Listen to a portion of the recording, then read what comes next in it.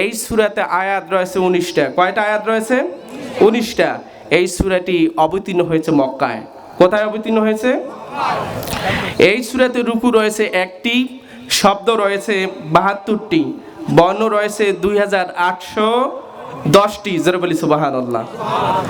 ভাইরা আমার, এই সূরার নামকরণ হয়েছে এই সূরার দ্বিতীয় আয়াতের শেষ শব্দ দ্বারা। দ্বিতীয় আয়াতের শেষ শব্দটা হলো আলাক। বলেন শব্দটা কি? আলাক। আলাক শব্দের অর্থ হলো ঝুলন্ত রক্তপিণ্ড লেগে থাকা সম্পর্ক তৈরি করা। জোরে বলি সুবহানাল্লাহ। অনেকগুলো অর্থ, এখান থেকে একটা অর্থ তাফসীর করে আলোচনা শেষ করে দেব। ভাইরা আমার, এ বিশ্ব জামানের শ্রেষ্ঠ মহামানব মুহাম্মদ রাসূলুল্লাহ সাল্লাল্লাহু আলাইহি ওয়াসাল্লাম এই পৃথিবীর সর্বশ্রেষ্ঠ নবী। আমার নবীর পরে এই পৃথিবীতে আর কোনো নবী আল্লাহ পাক পাঠাবে না। লা নাবিয়্যা বা'দা, আল্লাহর হাবিবের পরে এই পৃথিবীতে আর কোনো নবী রাসূল আসবে না। এই কারণে আল্লাহ রাব্বুল আলামিন আমার নবী মুহাম্মদ রাসূলুল্লাহ সাল্লাল্লাহু আলাইহি সাল্লামের জীবদ্দশা থেকে শুরু করে কিয়ামত পর্যন্ত আত্মমানবতার কল্যাণের জন্য আল্লাহ পাক তার প্রিয় নবী মুহাম্মদ রাসূলুল্লাহ সাল্লাল্লাহু আলাইহি সাল্লামকে হেরা পর্বত গুহায় নিয়ে গেলেন। হেরা পর্বত গুহায় আল্লাহর হাবিব ধ্যানমগ্ন অবস্থায় আল্লাহর হাবিব অনেক দিন কাটিয়ে দিলেন। উদ্দেশ্য হলো আল্লাহ রব্বুল আলামিনের কাছ থেকে এমন এক ওহির বিধান আনা, যেই ওহির বিধান দিয়ে তামাম পৃথিবীর জাতি ধর্ম বর্ণ নির্বিশেষে তামাম পৃথিবীর মানুষের কল্যাণ করা যায়। এই উদ্দেশ্য হাসিল করার জন্য আল্লাহর হাবিব মুহাম্মদ রাসূলুল্লাহ সাল্লাল্লাহু আলাইহি সাল্লাম জাবালে নূর পর্বতের উপরে 1000 মিটার উপরে ছোট্ট একটি গুহার মধ্যে খেয়ে না খেয়ে আল্লাহর হাবিব গবেষণা শুরু করে দিলেন। আল্লাহ রাব্বুল আলামিন মহানবী মুহাম্মদ রাসূলুল্লাহ সাল্লাল্লাহু আলাইহি সাল্লামের উপরে পবিত্র কোরআনুল কারীমের প্রথম যে সূরা, প্রথম যে আয়াত নাজিল করলেন, ইকরা পড়ো রব্বিকা ইকরা বিসমি রব্বিকাল্লাযী খলাকা, পড়ো তোমার প্রভুর নামে যিনি তোমাকে সৃষ্টি করেছেন। জোরে বলি সুবহানাল্লাহ। হেরা পর্বত ইউনিভার্সিটিতে আল্লাহর হাবিব গবেষণারত থাকা অবস্থায় আল্লাহ রাব্বুল আলামিন প্রথম যে আয়াত নাজিল করলেন, ইকরা পড়ো। এই পড়ার মাধ্যমে আল্লাহ পাক বান্দার সাথে একটা সম্পর্ক তৈরি করে দিলেন। শুরু হয়ে গেল আল্লাহর সাথে বান্দার সম্পর্ক। দীর্ঘ 22 বছর 5 মাস 14 দিনে আল্লাহ পাক হেরা পর্বত ইউনিভার্সিটির সিলেবাসটা শেষ করে দিলেন।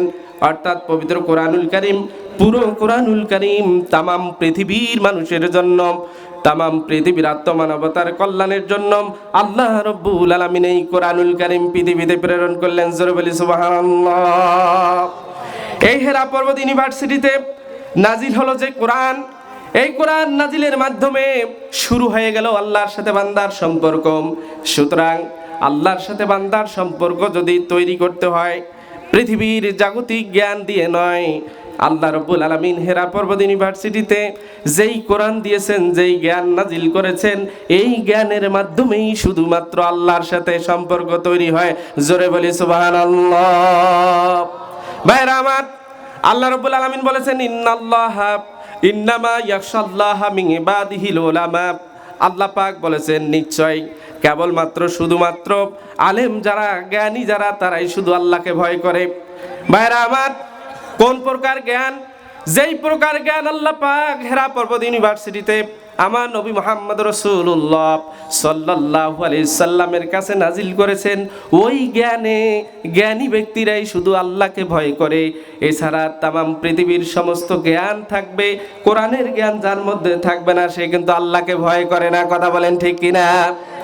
ভাইরা আমার, তামাম পৃথিবীর সমসাময়িক পৃথিবীর এখন একজন ভাষাবিদ রয়েছেন, নাম হলো নোয়াম চমস্কি। এই বর্তমান পৃথিবীর শ্রেষ্ঠ একজন জ্ঞানী ব্যক্তি, কিন্তু স্বঘোষিত নাস্তিক। যদি জাগতিক জ্ঞানের অধিকারীরা আল্লাহকে ভয় করত, তাহলে এই পৃথিবীর বর্তমানে সবচেয়ে বেশি আল্লাহকে ভয় পাইতো নোয়াম চমস্কি। কিন্তু সে আল্লাহকে ভয় করে না কেন? কারণ তার মধ্যে কোরআনের জ্ঞান নেই। সুতরাং আল্লাহকে ভয় করে কেবলমাত্র তারা কোরআনের জ্ঞান যাদের মধ্যে রয়েছে। কথা বলেন ঠিক কিনা? তো এই জ্ঞানটা অর্জন করার দরকার আছে না নাই? কথা বলেন আছে না নাই? ভাইরা আমার, আমরা এখন শুনবো কেন এই কোরআনের জ্ঞানটা আমরা অর্জন করব আজকের এই মাহফিলটা একটি মাদ্রাসাকে কেন্দ্র করে, ঠিক কিনা? আমি ধন্যবাদ জানাচ্ছি, আমি যে সময় খেতে বসেছি সম্মানিত উদ্বোধক মহোদয় এখানে আছেন কি? মাশাআল্লাহ, এত চমৎকার কথা বলেছেন, পুরো ওয়াজ উনি করে ফেলছেন। তারপর শুভেচ্ছা বক্তব্য যিনি দিয়েছেন, আমি পুরো বক্তব্যটা শুনেছি, খুব ভালো লেগেছে, আমার পুরো ওয়াজ হয়ে গিয়েছে। ভাইরা আমার, আজকের এই মাহফিলটা কি উপলক্ষে যেন? একটি মাদ্রাসাকে কেন্দ্র করে, তাই না? আমরা মুসলমান, উনি বলেছিলেন যে আমরা জন্মের সময়ও ইসলাম, মরার পরও ইসলাম, মরার পর জানাজাও কি ইসলাম। এই দেশটা কত পার্সেন্ট মুসলমানের দেশ? এখানে থাকবে শুধু ইসলাম, অন্য কিছু থাকতে, অন্য ধর্ম থাকবে, তারা তাদের সর্বোচ্চ অধিকার আদায় করবে। কিন্তু আমরা সংখ্যাগরিষ্ঠ, আর আমাদের সংবিধান কি? আল কোরআন, এটা থাকবে। আর এই কোরআন যেখানে থাকবে সেখানে জাতি ধর্ম বর্ণ নির্বিশেষে সবার অধিকার থাকবে। কথা বলেন ঠিক কিনা? ভাইরা আমার, এই পৃথিবীর আত্মমানবতার কল্যাণের জন্য যুগে যুগে এসেছিল মাও সেতুং, এসেছিল কার্ল মার্কস, এসেছিল সক্রেটিস, এসেছিল প্লুটো, এসেছিল অ্যারিস্টটল। তারা চেয়েছিল তামাম পৃথিবীর মানুষের মুখে হাসি ফোটাতে। তাদের সমস্ত তন্ত্র মন্ত্র সব ব্যর্থ হয়ে গিয়েছে, কেউ পারে নাই এ জাতির মুখে হাসি ফোটাতে। কথা বলেন ঠিক কিনা? শুধুমাত্র কেবলমাত্র একমাত্র এই মহাগ্রন্থ আল কোরআনই পারে জাতি ধর্ম বর্ণ নির্বিশেষে সবার মুখে হাসি ফোটাতে। কথা বলেন ঠিক কিনা? এই কারণে এই কোরআনকে আঁকড়িয়ে ধরতে হবে। আল্লাহর হাবিব বলেছেন আলাইকুম বিল কোরআন, বলেন আলাইকুম বিল কোরআন, তোমাদের উপর কোরআনকে আঁকড়িয়ে ধরা, কোরআনের জ্ঞান অর্জন করা, কোরআনকে ধারণ করা, কোরআন অনুসারে জীবন অতিবাহিত করা, এটা তোমাদের উপর আবশ্যক। এই কথাটি কার? আল্লাহর হাবিবের। আলাইকুম বিল কোরআন, তোমরা কোরআনকে আঁকড়ে ধরো। এই কোরআন স্কুলে আঁকড়ে ধরে না, কলেজে আঁকড়ে ধরে না, ইউনিভার্সিটিতে আঁকড়ে ধরে না। ধরে বলেন? আমি নিজেও ইউনিভার্সিটিতে পড়েছি। কোরআনের কোনো আয়াত, কোনো তাফসির, জেনারেল যে সাবজেক্টগুলো আছে একটা তো নাই। আছে ইসলামিক স্টাডিজে কিছু আছে, তাও কাটছাট করা। তাহলে আলাইকুম বিল কোরআন, তোমরা কোরআনকে আঁকড়ে ধরো। আপনি যদি কোরআন নাই পড়েন, কোরআন যদি নাই বুঝেন, কোরআনের জ্ঞান যদি আপনার মধ্যে না থাকে, আপনি কোরআন কিভাবে আঁকড়ে ধরবেন? কথা বলেন। এই কারণেই মাদ্রাসা যেখানেই হবে সেখানে একজন মুসলমান হিসাবে আমার আপনার দায়িত্ব হচ্ছে ওই মাদ্রাসাটাকে সুপ্রতিষ্ঠিত করে দেওয়া। কথা বলেন ঠিক কিনা? পয়সা দিয়ে, ছাত্র দিয়ে, মেধা দিয়ে, যার যে যোগ্যতা আছে সেটা দিয়ে সেই মাদ্রাসাটাকে ফুলে ফলে ভরপুর করে দেওয়া আমাদের দায়িত্ব। কারণ এই মাদ্রাসাগুলোতে এই কোরআনকে আঁকড়িয়ে ধরা শেখানো হয়। কথা বলেন ঠিক কিনা? ভাইরা আমার, আল্লাহর হাবিব বলেছেন আলাইকুম বিল কোরআন, তোমরা কোরআনকে আঁকড়ে ধরো। কারণ কি? তারাকতু ফিকুম আমরাইন লান তাদিল্লু মা তামাসসাকতুম বিহিমা কিতাবাল্লাহি ওয়া সুন্নাত নবিয়্যি। দুটো জিনিস তোমাদের জন্য আমি রেখে যাচ্ছি, যতক্ষণ পর্যন্ত এই দুটো জিনিসকে তোমরা আঁকড়ে ধরবে ততক্ষণ পর্যন্ত তোমরা পথভ্রষ্ট হবে। আমরা কোরআনকে কারা কারা আঁকড়িয়ে ধরতে চাই? একটু হাত উঁচু করে দেখাই। লিল্লাহি তাকবীর, লিল্লাহি তাকবীর। হাত নামান ভাইরা আমার। আল্লাহর হাবিব 1500 বছর আগে একটা ভবিষ্যৎবাণী করে গিয়েছেন। এই ভবিষ্যৎবাণীটা এখন বাংলাদেশ সহ পৃথিবীর অন্য অন্য রাষ্ট্রে দেখা গিয়েছে। আমরা শুনতে রাজি আছি তো ইনশাআল্লাহ? আল্লাহর হাবিব বলেছেন আলা ইন্নাল কুরআনা ওয়াস সুলতানা সায়াক্তারিফানে। ও আমার উম্মতেরা, তোমরা জেনে রাখো এমন একটা সময় আসবে ওই সমাজ ব্যবস্থায় কোরআনুল কারীমকে রাষ্ট্র ব্যবস্থা থেকে দূরে সরে রাখা হবে, রাজনীতি থেকে কোরআনকে দূরে রাখা হবে, বলা হবে কোরআনের সাথে কোনো রাজনীতির সম্পর্ক নাই। কথা বলেন, এই সময় এসেছে কিনা? একটু কথা বলেন। আল্লাহর হাবিব বলছেন আলা ইন্নাল কোরআন ওয়াস সুলতানা সায়াক্তারিফানে। এমন একটা সময় আসবে যেই কোরআনকে আঁকড়িয়ে ধরার জন্য আমি তোমাদেরকে বলেছি সেই কোরআনকে রাষ্ট্র থেকে আলাদা করে দেওয়া হবে। রাষ্ট্র চলবে জনগণ সকল ক্ষমতার উৎসের নীতিতে, রাষ্ট্র চলবে না এই কোরআনের অধীনে। কথা বলেন ঠিক কিনা? 90% মুসলমানের দেশ, যে দেশে অনেকগুলো সংস্কার হয়েছে, আমরা বলি কোনো সংস্কার চাই না, এই কোরআন দিয়ে রাষ্ট্র চালান, কোনো সংস্কারেই লাগবে ভাইরা আমার। আল্লাহর হাবিব বলছেন এমন একটা সময় আসবে কোরআনকে রাষ্ট্র থেকে আলাদা করা হবে। বলবে যে কোরআনের সাথে রাজনীতির কোনো সম্পর্ক, আমরা বলবো রাজনীতির সাথে টেন্ডারবাজির কোনো সম্পর্ক নাই। কথা বলেন ঠিক কিনা? রাজনীতির সাথে রাহাজানির কোনো সম্পর্ক নাই। কথা বলেন ঠিক কিনা? রাজনীতির সাথে দুর্নীতির কোনো সম্পর্ক নাই। কথা বলেন ঠিক কিনা? ভাইরা আমার, রাজনীতি, পুরো কোরআনুল কারীমটাই হলো রাজনীতি। রাজনীতি কাকে বলে? ন্যায় ও নীতির মাধ্যমে মানবতার কল্যাণ প্রতিষ্ঠা করার যে নীতি, সেটাই হচ্ছে রাজনীতি। কথা বলেন ঠিক কিনা? আজকে যারা রাজনীতি করে পকেট ভারী করার জন্য রাজনীতি করে, আজকে যারা রাজনীতি করে বিদেশে বাড়ি করার জন্য রাজনীতি করে, মানবতার কল্যাণের জন্য রাজনীতি করে। এই কোরআন দিয়ে যদি রাজনীতি করা হতো তাহলে আত্মমানবতার কল্যাণ হতো। আল্লাহ বলছেন ইন্নাল্লাহা ইয়া'মুরু বিল আদলি ওয়াল ইহসান। আল্লাহ পাক আদেশ দিয়েছেন ন্যায় ইনসাফ ভিত্তিক সমাজ প্রতিষ্ঠা করতে। পৃথিবীর যত মানব রচিত সংবিধান রয়েছে, একটা সংবিধানও দেখাতে পারবেন না যেই সংবিধানে আল্লাহ যেমনই ভাবে বলেছেন তাম পৃথিবীর মানুষের মধ্যে ন্যায় বিচার প্রতিষ্ঠা করতে, তাম পৃথিবীর কোন সংবিধানে এরকম কথা দেখাতে পারবেন? তাহলে আত্মমানবতার কল্যাণ এই সংবিধানেই করতে পারে। এমন একটা সময় আসবে, আল্লাহর হাবিব বলছে এই কোরআনটা থেকে, রাষ্ট্র থেকে এই কোরআনটাকে আলাদা করে দেওয়া হবে। ভাইরা আমার, আল্লাহর হাবিব বলেছেন ফালা তুফারিকুল কিতাব। এমত অবস্থায় রাষ্ট্রযন্ত্র যখন কোরআনকে মাইনাস করা শুরু করে দিবে, রাজনীতি থেকে কোরআনকে বাদ দেওয়া হবে, রাষ্ট্রনীতি থেকে কোরআনকে বাদ দেওয়া হবে, আমার উম্মতেরা শুনে রাখো রে, ফালা তুফারিকুল কিতাব। এমত অবস্থায় তোমরা এই কোরআনকে ত্যাগ করিও না, এই কোরআন থেকে তোমরা পৃথক থাকিও না। আমরা কি কোরআন থেকে পৃথক থাকবো? কথা বলেন, থাকবো? এরপর আল্লাহর হাবিব বলেছেন আলা ইন্নাহু সায়াকুনু আলাইকুম উমারাউ ইয়াকজুনা লিআনফুসিহিম মা লা ইয়াকজুনা লাকুম ইন আসাইতুমুহুম কাতালুকুম ওয়া ইন আতাতুমুহুম আদাল্লুকুম। আল্লাহর হাবিব বলেছেন এমন একটা সময় আসবে তোমাদের রাষ্ট্রের শাসক যারা হবে তারা কোরআন বিরোধী আইন তোমাদের উপর চাপিয়ে দিবে। অবস্থায় তোমরা যদি তাদের কথাগুলো শোনো তোমরা পথভ্রষ্ট হবে, আর তোমরা যদি তাদের কথার বিরোধিতা করো ফাকাতালুকুম, তোমাদেরকে হত্যা করবে। আল্লাহর হাবিবের সাহাবীরা জিজ্ঞেস করলো ইয়া রাসূলুল্লাহ ইয়া হাবিবাল্লাহ, ক্বালু ইয়া রাসূলুল্লাহ কাইফা নাসনা। এমত অবস্থায় আমরা কি করব? আমাদের রাষ্ট্র যদি কোরআনকে আলাদা করে দেয়, রাষ্ট্র যদি কোরআন বিরোধী আইন আমাদের উপর চাপিয়ে দেয়, এমত অবস্থায় ইয়া রাসূলুল্লাহ আমরা কি করব? আল্লাহর হাবিব বললেন ক্বালা কামা সানা ঈসা আলাইহিস সালাম। ঈসা আলাইহিস সালামের সাহাবীরা যেটা করেছে তোমরা সেটা করবে। সেটা কি? আল্লাহর হাবিব বলেছেন নুশিরু বিল মানাশির ওয়া হুমিলু আলাল খাশবিম মাউতুন ফি তাআতিল্লাহি খায়রুম মিন হায়াতিন ফি মাসিয়াতিল্লাহ। ঈসা আলাইহিস সালামের সময় আল্লাহর বিরোধী আইন যখন করা হয়েছিল, ঈসা আলাইহিস সালামের উম্মতরা সেটার প্রতিবাদ করেছিল, আর প্রতিবাদ করার কারণে ঈসা আলাইহিস সালামের সময় ওই তাগুতি শক্তিরা যারা আল্লাহর আইনের কথা বলেছিল তাদের গর্দানটাকে ফেলে দেওয়া হয়েছিল, তাদেরকে গুলিবদ্ধ করা হয়েছিল। আল্লাহর হাবিব বলেছেন তোমাদের সময়ে যখন এরকম অবস্থা হবে, রাষ্ট্রযন্ত্র থেকে যখন কোরআনকে মাইনাস করা হবে, রাষ্ট্রযন্ত্র যখন তোমাদের উপর কোরআন বিরোধী আইন চাপিয়ে দেবে, এমন অবস্থায় তোমাদেরকে যদি ফাঁসির মঞ্চ নেওয়া হয়, তোমাদেরকে যদি গুলিবদ্ধ করা হয়, তবুও তোমরা ঈসা আলাইহিস সালামের সাহাবীদেরকে অনুসরণ করবে, তোমরা কখনো তাদেরকে তোমরা অনুসরণ করবে না। ভাইরা আমার, এমতো অবস্থা বাংলাদেশে বিরাজমান কিছুটা করছে কিনা বলেন? সুতরাং এই বাংলার জমিন থেকে কোরআনকে যদি কেউ মাইনাস করে দিতে চায়, বুকের তাজা রক্ত দিয়ে এই কোরআনকে বাংলাদেশের সংবিধান দেখতে চাই আমরা। কারা কারা হাত উঁচু করে লিল্লাহে তাকবীর, লিল্লাহে তাকবীর, লিল্লাহে তাকবীর। ভাইরা আমার, আল্লাহর হাবিব বলেছেন তোমরা কেন কোরআনকে আঁকড়ে ধরবে, তোমাদের বাচ্চাগুলোকে কেন কোরআনুল কারীম শেখাবে? ভালো করে শোনো। আল্লাহ রাব্বুল আলামিনের প্রিয় মাহবুব বলেছেন ওয়া ইন্নাহু ফাহমুল আকলে, এই কোরআনটা হচ্ছে জ্ঞানের ভান্ডার।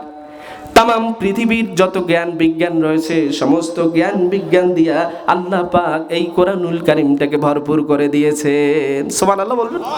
আমরা কেন কোরআনকে আঁকড়ে ধরবো? আমরা জ্ঞান শিখতে চাই। আপনি কি জ্ঞান শিখতে চান? পৃথিবীর এমন কোনো জ্ঞান নেই যেই জ্ঞানের কথা আল্লাহ পাক এখানে বলেন। ভাইরা আমার, আল্লাহ রাব্বুল আলামিন বলেছেন মা ফাররাতনা ফিল কিতাবি মিন শাইইন, এটা এমন একটা কিতাব, এমন একটা কোরআন যেখানে আমি এমন কিছু নাই যেটা আমি বাদ দেই নাই। তাহলে এই কোরআনকেই তো আঁকড়ে ধরতে হবে, যেই কোরআনকে আঁকড়ে ধরলে পৃথিবীর সব জ্ঞান আমরা পাবো। সুতরাং আমরা আঁকড়ে ধরতে রাজি আছি তো ইনশাআল্লাহ? ভাইরা আমার, বক্তব্যের শুরুতে ভূমিকাতে বলেছিলাম আমরা আল্লাহর সাথে দেখা করতে চাই। আমরা শুরুতে সবাই হাত তুলে আল্লাহকে দেখিয়েছিলাম আল্লাহ আমরা তোমাকে দেখতে চাই। আচ্ছা বলেন তো আমাদেরকে সৃষ্টি করেছেন কে? আল্লাহ। মালিককে আমরা দেখতে চাই তো ইনশাআল্লাহ। মালিককে দেখতে হলে মালিক একটা ফর্মুলা দিয়েছে। আল্লাহ পাক বলেছেন ফামান কানা ইয়ারজু লিকা রাব্বিহি ফালইয়ামাল আমালান সালিহা ওয়ালা ইউশরিক বিইবাদাতি রাব্বিহি আহাদা। আমার আল্লাহ বলছেন তোমরা যদি আমার সাথে দেখা করতে চাও তাহলে দুইটা ইবাদত করবা, দুইটা মৌলিক। এক নাম্বার হলো তোমরা আমলে সলে করবা, নেক আমল করবা। ভাইরা আমার, আপনি যে নেক আমল করবেন, নেক আমল করতে হলে আপনার কোরআনের জ্ঞান থাকা লাগবে কি লাগবে না বলেন? আপনার যদি কোরআনের জ্ঞান না থাকে আপনি নেক আমল করতে পারবেন? একটু কথা বলেন। আমরা যে নেক আমল করতে চাই, আমাদের যদি একটু বেশি সময় নেব না, শেষ করে দিন। ভাইরা আমার, আল্লাহর সাথে দেখা করতে চাই, হাত উঁচু করে দেখিয়েছিলাম। আর আমাদের জীবনের সবচেয়ে বড় লক্ষ্য হলো আমরা আল্লাহকে দেখতে চাই, আল্লাহর দিদার চাই, আল্লাহর জান্নাত চাই। এর চেয়ে বড় চাওয়া আমাদের আর কারো আছে বলেন? এটাই আমাদের সবচেয়ে বড় চাওয়া। এখন আল্লাহর সাথে আপনার দিদার হতে হলে আল্লাহ বলছে আমলে সলে করতে হবে, নেক আমল করতে হবে। নেক আমল করতে হলে কোরআনের জ্ঞান লাগবে কি লাগবে না বলেন? এই কোরআনের জ্ঞান স্কুলে শেখানো হয়, কলেজে শেখানো হয়, ইউনিভার্সিটিতে শেখানো হয়। এই কোরআনের জ্ঞান শেখানো হয় কোথায়? মাদ্রাসাগুলোতে। ভাইয়ের আমার, আপনাদেরকে বলি একটু ভালো করে শুনেন। ইবাদত করতে হবে জেনে বুঝে, এলেম অর্জন করে ইবাদত করতে হবে। এক দরবেশ, এলেমহীন দরবেশ, সে গিয়েছে বনে। বনে গিয়ে আপনি দুটো রকম করলে আমার বনে গিয়ে তার একটা টেন্ডেন্সি আসলো, মানে যখন সে পাখির কলরব শুনতে পেল তখন বল, আল্লাহ তোমার এত চমৎকার সৃষ্টি, এই পাখির আওয়াজ আমার কানে আসতেছে, আল্লাহ আমি তো এই কানের তেমন ইবাদত করতে পারি নাই। তখন হাঁটতে হাঁটতে নাপাক বস্তু, বিভিন্ন প্রাণীর যে নাপাক আছে না, ওগুলো নিয়ে সে কানে ঢুকাই দিল। তার মানে সে আর পাখির আওয়াজ শুনবে না। এরপরে বনে সুন্দর ফুল ফুটেছে, ফুলের ঘ্রাণ নাকে আসতেছে। তা এখন তার চিন্তা ভাবনা আসলো এই নাক দিয়ে সে আর ঘ্রাণ নেবে না, কারণ সে বেশি ইবাদত করতে পারে। সে আবারও নাপাক বস্তু দিয়ে নাকগুলো কি করে দিল? বন্ধ করে দিল। দিয়ে সে আল্লাহু আকবার করে দাঁড়িয়ে গেল নামাজে।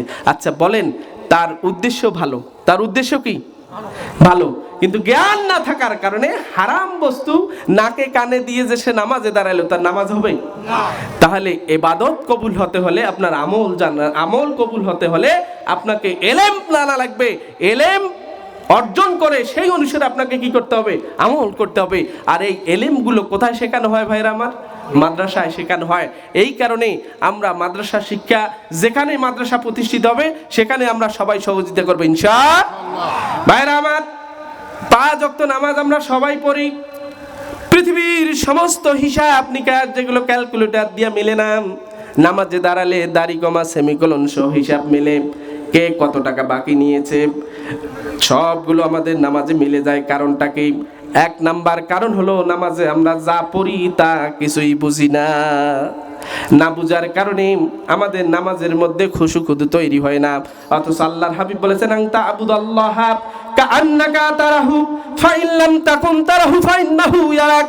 এমন ভাবে তুমি আল্লাহর ইবাদত করবে মনে হবে যে তুমি তোমার আল্লাহকে দেখতেছো। আর যদি এই অবস্থা বিরাজ না করে তাহলে মনে করবা তোমার আল্লাহ তোমাকে দেখতেছে। এই যে অনুভূতি, এটা কখন তৈরি হবে? যখন আপনার এলেম থাকবে। আপনি সূরা ফাতিহা পড়তেছেন, সূরা ফাতিহা আপনি যখন বুঝতেছেন, এই তাম পৃথিবীর সবচেয়ে বড় শপথ বাক্য হলো সূরা ফাতিহা। কথা বলেন ঠিক কিনা? কিন্তু আমরা পড়ি, কিছুই বুঝি না, যার ফলে আমাদের নামাজের মধ্যে মজা লাগে না, যার ফলে নামাজের মধ্যে আমাদের আলসামি আসে, যার ফলে আমাদের হিসাব যেটা ক্যালকুলেটর দিয়ে মেলে না সেটা নামাজে।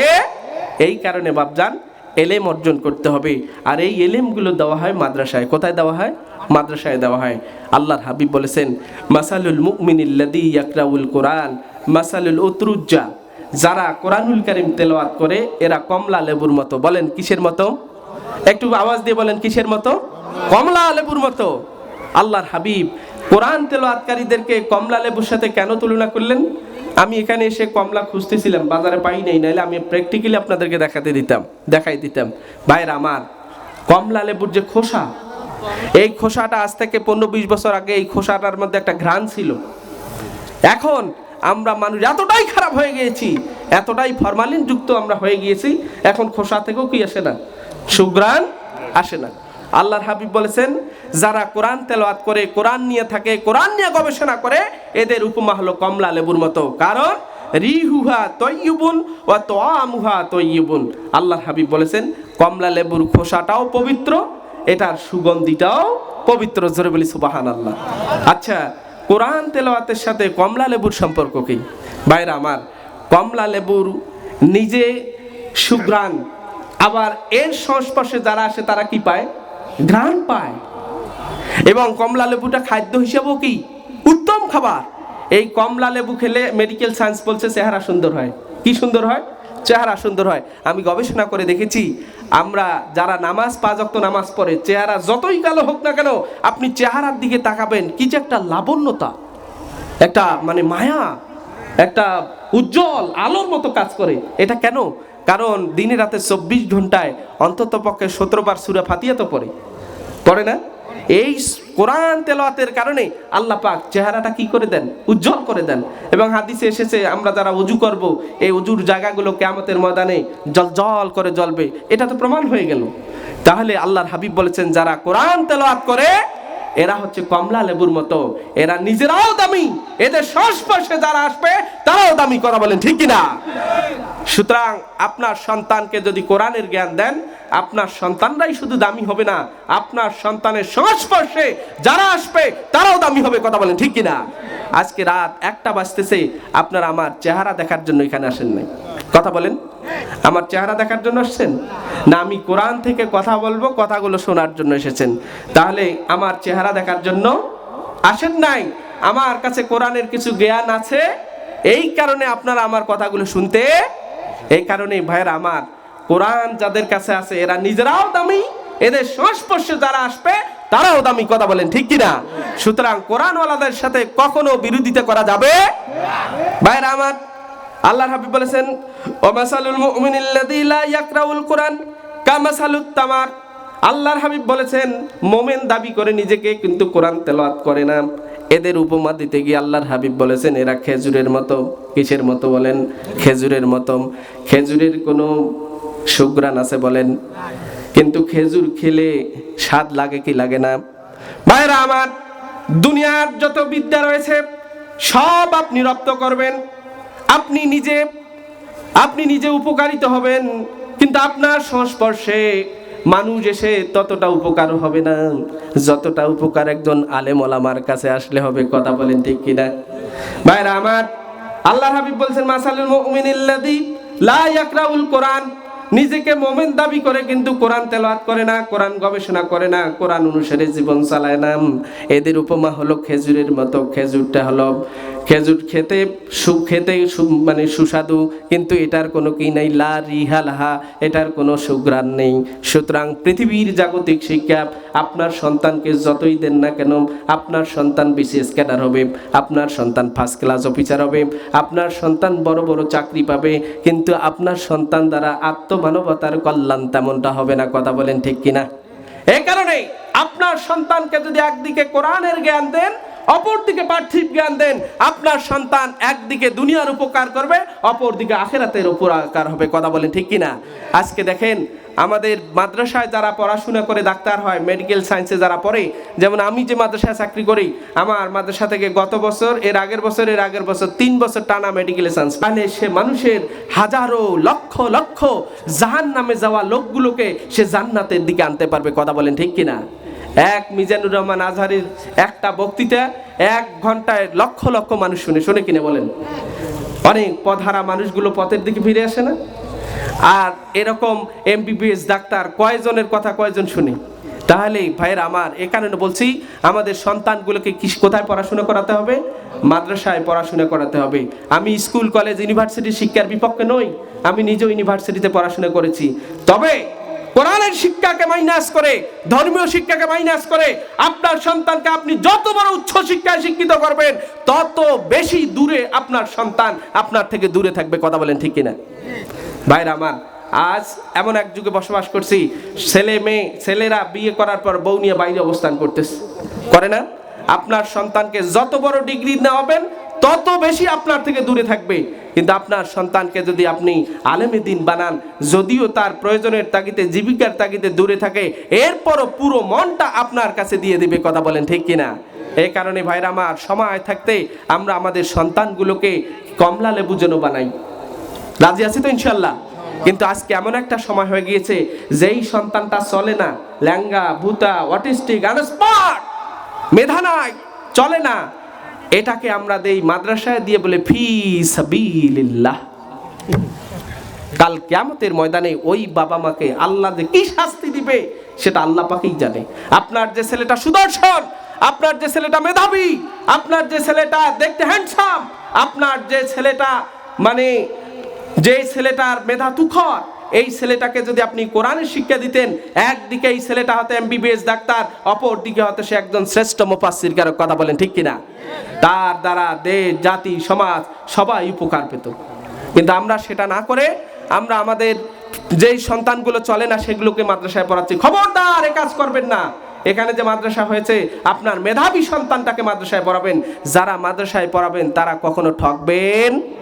আমরা আপাত দৃষ্টিতে দুনিয়ায় যেটা নগদ পাই, আমরা সেটাকে কি মনে করি? অনেক কিছু মনে করি। আমি একটা উদাহরণ দেই বাবার, আমার পকেটে এই মুহূর্তে 2000 টাকা আছে, আর এই বাবাজির ব্যাংকে 2 কোটি টাকা আছে। আচ্ছা বলেন কে ধনী? মাশাআল্লাহ, উত্তর কিন্তু ভালো। কিন্তু এই 2 কোটি টাকা ওনার এখানে নাই, ব্যাংকে আছে, জানে না কেউ। এবার বলেন ধনী কে? ধনী আমি, 2000 টাকা। ভাইরা আমার, আমরা মনে করি যে আমাদের সন্তানগুলোকে মাদ্রাসায় পড়ালে ভালো কিছু করতে পারবে না, স্কুল কলেজ ইউনিভার্সিটিতে পড়ালে অনেক কিছু হবে। ভাইরা আমার, সবসময় নগদ পাওনাকে আমরা গুরুত্ব দেওয়া যাবে না, কিছু রেখে দিতে হয়।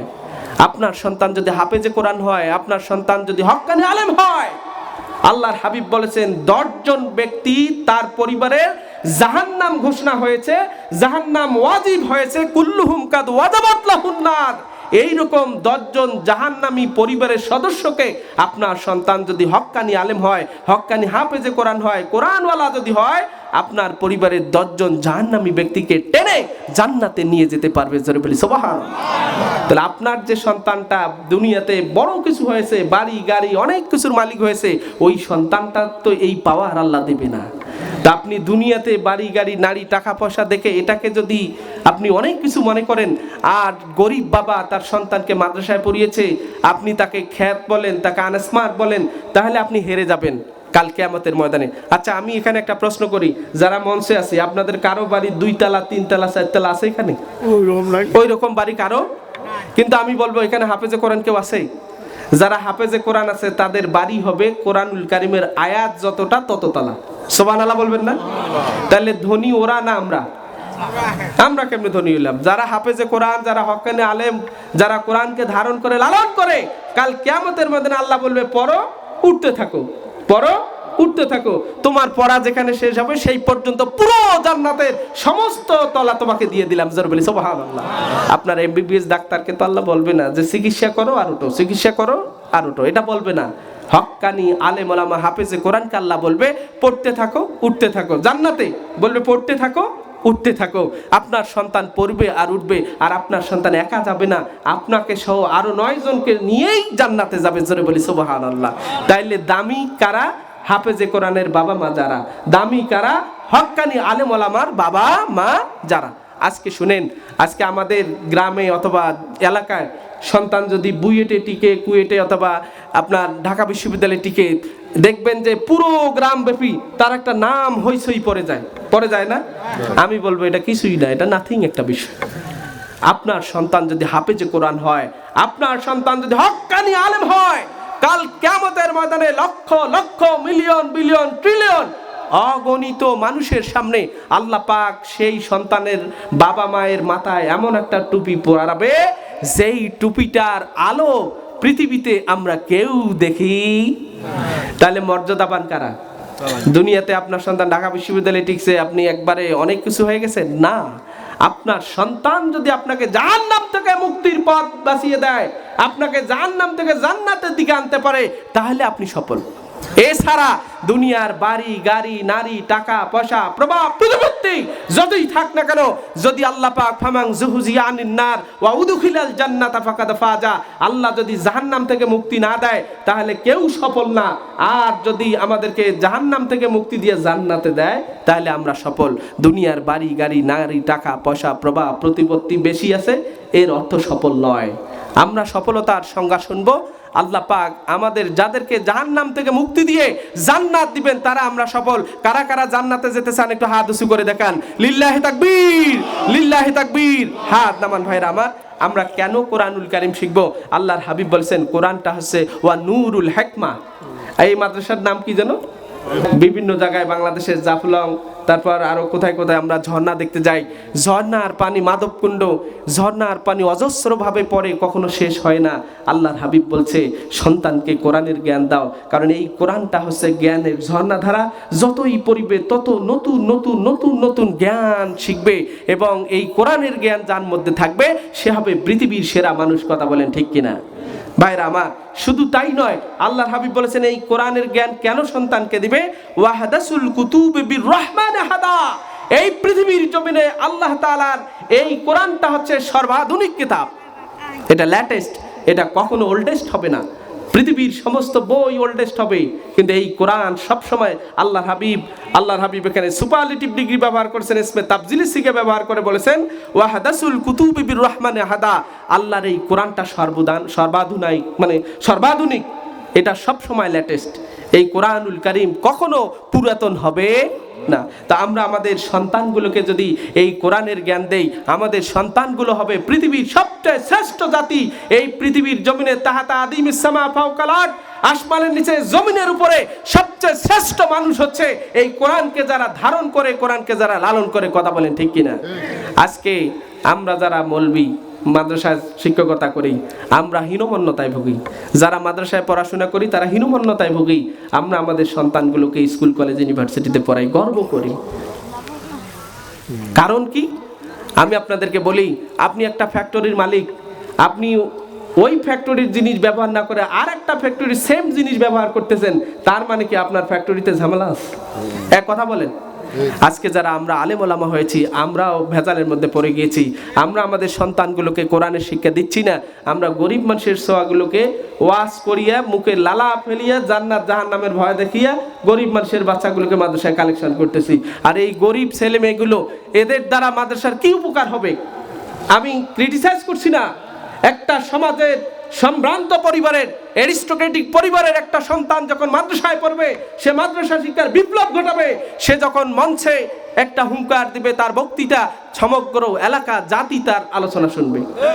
আর যে ছেলেটাকে ওই যে সওয়াল করিয়া, রাস্তায় দাঁড় করিয়া, টাকা ইয়া করিয়া, চামড়ার কালেকশন করিয়া যেই সন্তানটাকে আলেম বানানো হচ্ছে, ও তো এমনি দুর্বল হয়ে যাচ্ছে। ও তো হক কথা বলতে পারে না।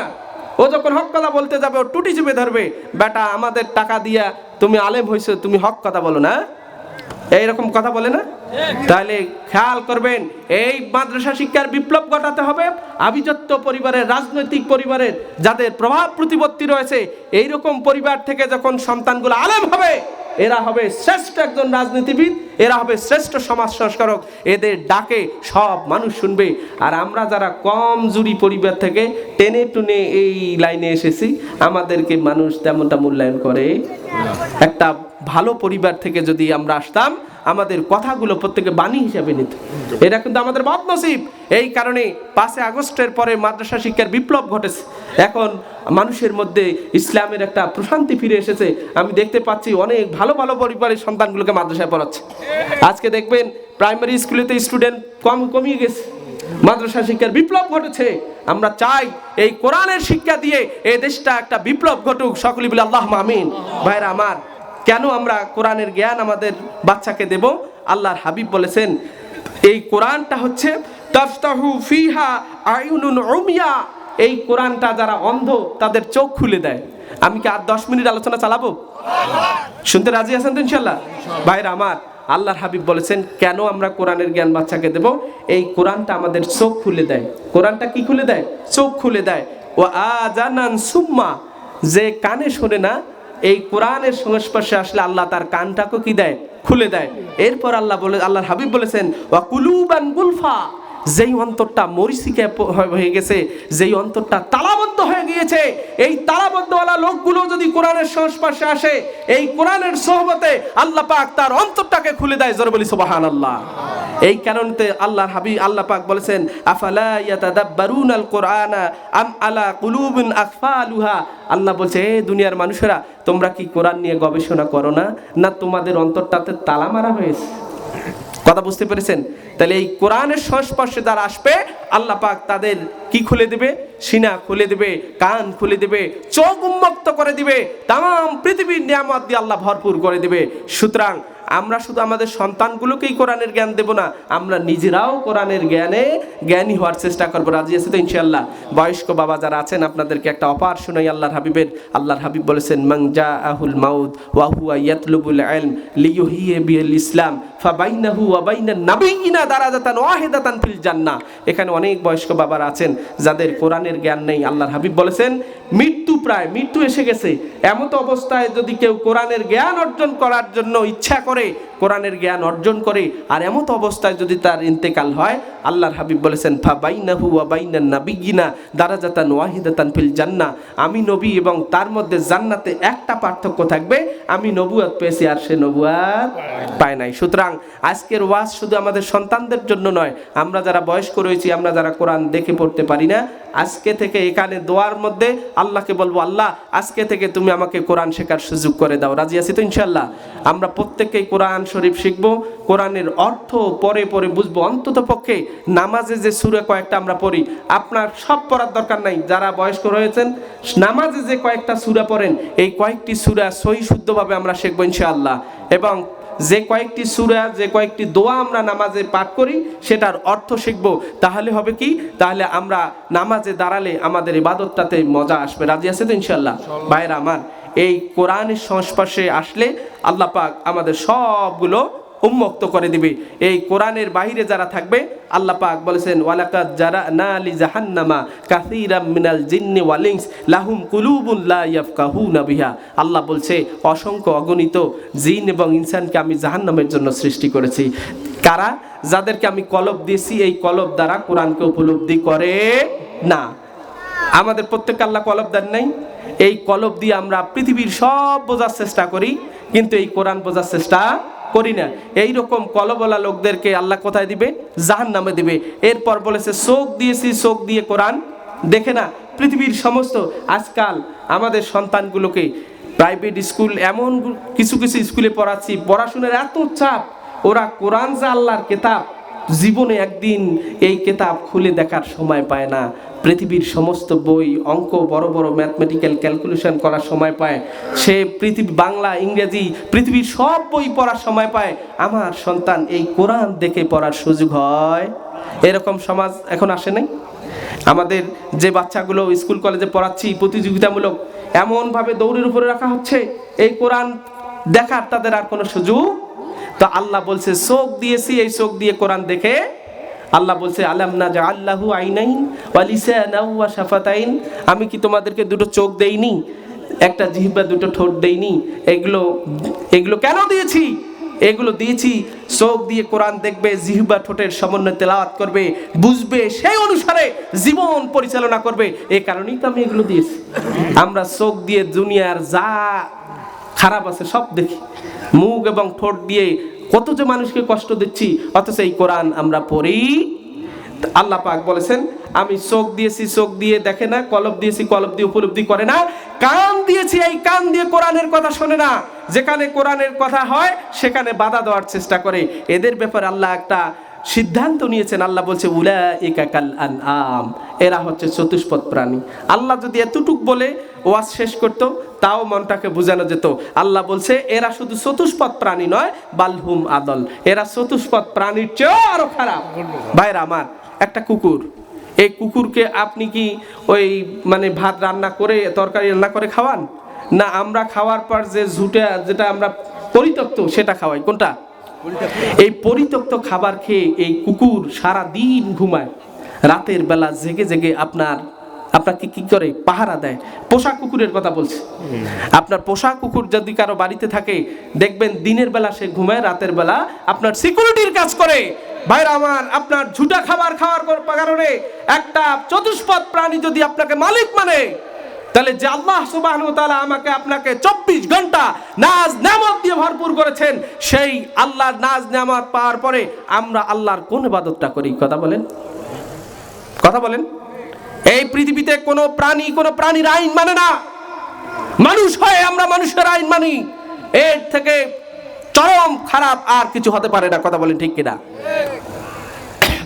কুকুরের আইন মানে, ছাগলের আইন মানে, পৃথিবীর কোনো প্রাণী, পৃথিবীর কোনো সৃষ্টিজীবের আইন মানে। তো আমি আপনি সকল ক্ষমতার উচ্চ জনগণ আইন কেন মানি? তাহলে আদল, আমরা হলাম চতুষ্পদ প্রাণী না, চতুষ্পদ প্রাণীর চেয়েও আমরা নিকৃষ্ট। কথা বলেন ঠিক কিনা? এই কারণে ভাইয়ের আমার, কোরআনের কাছে আমাদের আসতে হবে। আসুন, আমি 10 মিনিটের মধ্যে বক্তব্য শেষ করে দিচ্ছি। পবিত্র কোরআনুল কারীমের সূরা আলাকের একটা আয়াত তেলাওয়াত করেছিলাম। কয়টা আয়াত? একটা। সেটা কি? ইকরা, পড়ো। কি পড়ো? কার উদ্দেশ্যে পড়বে? কাকে নিয়ে পড়বে? এই কথাটা হলো আমাদের মূল কথা। আজকে আমরা আমাদের সন্তানগুলোকে, আল্লাহর হাবিব বলেছেন, আদিবু আওলাদুকুম আলা সালাসি খিসালিন। যখন সন্তান তোমার কথা বলা শেখে, তখন 3টা জ্ঞান দাও। কয়টা জ্ঞান? 3টা। 1 নাম্বার হলো হুব্বি নাবিয়ুকুম, নবীকে ভালোবাসতে হবে। দেখেন হাদিসের শব্দ, আল্লাহর হাবিব বলেন এই কোরআন শেখাতে হবে। প্রথম বলছে নবীকে, কারণ নবী হচ্ছে কোরআনের প্র্যাকটিক্যাল হুবহু মুজাচ্ছাব। আপনার সন্তান যদি নবীকে জানে, কোরআন জানা হয়ে যাবে, কারণ পুরো কোরআনটাই হচ্ছে আমার নবীর চরিত্র। সুবহানাল্লাহ। আপনার শিশুকে ছোটকালে যখন সে কথা বলা শেখে, আমরা কত কিছু কাল্পনিক কবিতা ছড়া শেখাই। আল্লাহর হাবিব বলছে প্রথম জ্ঞান দিবে হুব্বে নাবিয়ুকুম, নবীকে ভালোবাসতে হবে। দ্বিতীয় জ্ঞান হলো নবীর আহলে পরিবারকে ভালোবাসতে হবে, এই জ্ঞান দিতে হবে। তৃতীয় গিয়ে বলছে ও আলা কারাআতিল কোরআন, তোমার সন্তানকে কোরআনের জ্ঞান দিতে হবে। কখন? সন্তান যখন ছোট। আমরা কি সেটা করতেছি? বলেন, আমরা কি করতেছি? আমরা ওই যে হাত টিমা টিম, ওরা মাঠে পারে ডিম, ওদের খাড়া দুটো শিং, এই যে আধুনিক বিজ্ঞানে এরকম অসার অলিক তথ্য দিয়ে আমরা আমাদের কচি সন্তানগুলোর ব্রেনগুলো ধ্বংস করে দিচ্ছি। কথা বলেন ঠিক কিনা? অথচ আল্লাহর হাবিব বলেছেন 3টা জ্ঞান দেওয়ার জন্য। আজ আমরা এই 3টা জ্ঞান দিচ্ছি না। আজ ব্রাক বের হয়েছে। কি বের হয়েছে? ব্রাক। চাটুকারি শিক্ষা দিচ্ছে, চমৎকার ইংরেজি শেখায়, চমৎকার বাংলা শেখায়। আমরা মৌলবি থেকে শুরু করে আম জনতা, বেরাকে খুব ভালো পড়াশুনো হয়, দাও ভর্তি করে। অথচ আমার মসজিদে মক্তবে ছাত্রছাত্রী নাই। সকালবেলা সব চলে গেছে কোথায়? ব্রাকে। ওরা সুকৌশলে মুসলমানের কাছ থেকে এই কোরআনকে দূর রাখার জন্য ওরা চমকপ্রদ শিক্ষা দিয়ে মুসলমান সন্তানগুলোকে ওরা টেনে নিচ্ছে। আর এই শৈশব অবস্থায় আমার সন্তান যদি এই কোরআন থেকে দূরে থাকে, এই সন্তান যত বড় হবে তত কোরআন থেকে দূরে চলে যাবে। কথা বলেন ঠিক কিনা? আজ সেই পায়ে তারা চলছে। আপনাদেরকে উদারত আহ্বান জানাবো, প্রত্যেক মসজিদে মক্তব ব্যবস্থা চালু রাখবেন, মক্তব ভিত্তিক শিক্ষা ব্যবস্থা চালু রাখবেন। আপনার গ্রামে যদি একটা হেফজখানা হয় অথবা একটা নুরানি মাদ্রাসা হয়, এটাতে টাকা দিবেন, পয়সা দিবেন, শ্রম দিবেন, মেধা দিবেন, দিয়ে ওই গ্রামের ছোট ছোট কচি মানিকদেরকে আপনি কোরআনের শিক্ষায় শিক্ষিত করবেন। ওই সমাজটা, ওই বাচ্চাগুলো যখন বড় হবে, ওই বাচ্চাগুলো হবে ওই গ্রামের একটা আদর্শ নমুনা। কথা বলেন ঠিক কিনা? আজ কিন্তু আমরা হেরে যাচ্ছি ব্রিটিশদের কাছে। ওরা সুকৌশলে আমাদেরকে চমকপ্রমোদ কিছু অ্যাডভার্টিজমেন্ট দিয়ে আমাদেরকে কোরআন থেকে দূরে রাখছে। আমি অনুরোধ করবো ভাইয়ের আমার, আপনাদের এই গ্রামে এখানে যে মাদ্রাসাটা হয়েছে আল হিকমা জ্ঞান ভান্ডার, এখানে কোরআনের জ্ঞান দেওয়া হয় ভাইয়েরা আমার। সুতরাং আমরা এই প্রতিষ্ঠানটাকে কারা কারা ভালোবাসবো একটু হাত উঁচু করে দেখাই। লিল্লাহি তাকবীর, লিল্লাহি তাকবীর, হাত নামান। ভাইয়েরা আমার, আল্লাহ বলছে ইকরা বিসমি রাব্বিকাল্লাযী খলাকা, পড়াশোনা শুরু করো যেই পড়াশোনা তোমার মালিককে চেনাবে। কাকে চেনাবে? কথা বলেন, কাকে চেনাবে? মালিককে চেনাবে। তাহলে মালিককে চেনানোর পড়াশোনা মাদ্রাসা 1 নাম্বার। মাদ্রাসা কি? 1 নাম্বার। এই মাদ্রাসাগুলো আমাদের টিকে রাখতে হবে। বলেন কি করতে হবে? টিকে রাখতে হবে। মাদ্রাসাগুলো টিকে রাখতে হলে এখানে সরকার অনুদান দেয় না। সরকার অনুদান দেয়? এই যে মাদ্রাসা প্রতিষ্ঠা হয়েছে, সরকার অনুদান দেয়? আর এই মাদ্রাসাতে আপনারা যারা ধনাঢ্য তারা তো আর ভর্তি করার নাই। তারা ভর্তি করালে হয়তো বেতনটা ভালোভাবে দিতেন, প্রত্যেক মাসের বেতন দিতেন, বেতন বেশি ধরলেও দিতেন। এখন আমি একটা মাদ্রাসার গতকাল খবর নিলাম, বেতন ধরছে 250-300, শিক্ষক 17 জন। একটা ক্লাস 5 পর্যন্ত মাদ্রাসায় শিক্ষক রাখছে 17 জন, বেতন নিচ্ছে 250-300। আচ্ছা বলেন, এই 250-300 বেতন দিয়ে 17 জন শিক্ষককে কিভাবে পুষবে? আর যদি আপনাদের ধনাঢ্য পরিবারের সন্তানগুলো আসতো, স্কুলে যেমন 1000, 1200, 1500 টাকা বেতন নেয়, এরকম যদি বেতন মাদ্রাসায় দেওয়া হতো, আরো ভালো শিক্ষিত শিক্ষক দিয়ে যখন মাদ্রাসায় পড়াশোনা করা হতো, তাহলে মাদ্রাসা শিক্ষার বিপ্লব ঘটতো না? ভাইরা আমার, আমি উদাত্ত আহ্বান জানাবো, আপনারা যারা এতক্ষণ যাবত আলোচনা শুনেছেন, এই মাদ্রাসাটা টিকে রাখার দায়িত্ব আমাদের সবার, ঠিক কিনা? আমি 10টা লোক শুধু চাই। কয়টা লোক? 10টা লোক। কেন 10টা লোক চাইলাম? এই যে 10টা লোক এখন আমার কথা শুনে রাজি হয়ে